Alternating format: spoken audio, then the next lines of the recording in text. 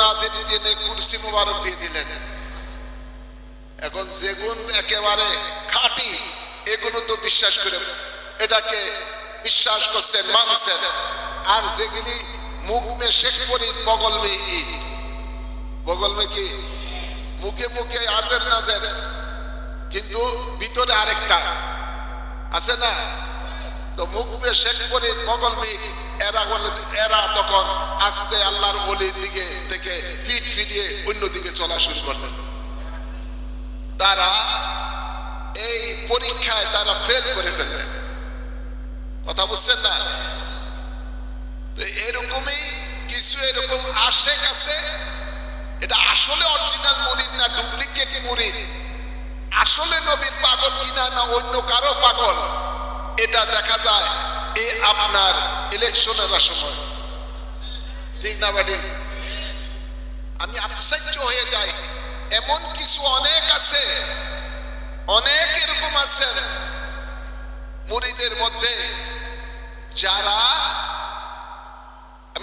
মুরিদ ছাড়াও অনেক এরকম আছেন, এরা এমন আছে যে এরা আল্লাহ রসুল থেকে পর্যন্ত বেশি তাদের নেতা নেত্রীদের মানে, আল্লাহ রসুলের হুকুমে তো মানে না। আছে যেগুলি আওয়ামী লীগ করে, এগুলির কাছে মনে হয় যেন হাসিনা যেটা করলো এটাই মনে হয় যেন তার কাছে আল্লাহ রসুল মানে কিছু চিনে না, তারই চিনে। যেগুন বিএনপি করে এখন খালেদা জিয়া বা তার দিয়ে কি করলো এটাই মানে, অন্যটা কিছু বুঝে না। আছে না? না এমন আছে না? এরকম অনেকই আছে আল্লাহ রসুল থেকে বেশি পছন্দ দেয় তাদেরকে। আর পীর মুর্শিদ অনেক দূরের কথা, পীর মুর্শিদ দূরের কথা, আল্লাহ রসুলই মানে না।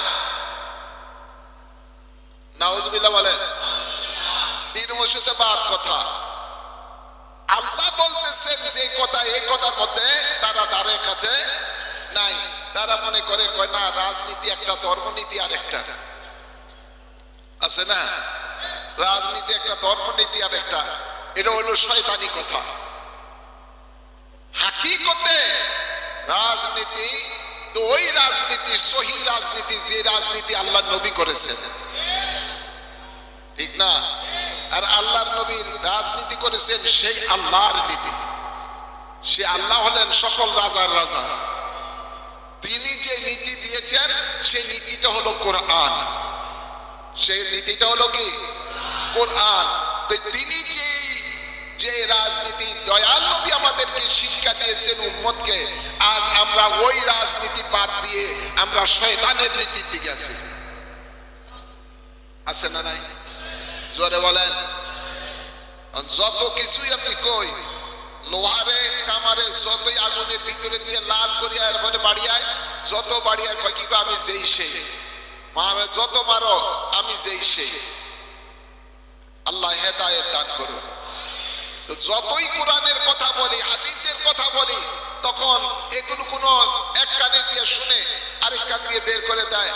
ওই তাদের কি ওহী নাজিল হয়েছে তাদের কাছে, কোন দলের থেকে, নেতা থেকে, নেত্রী থেকে কি ওহী নাজিল হয়েছে সে ওহীর মধ্যেই আছে তারা।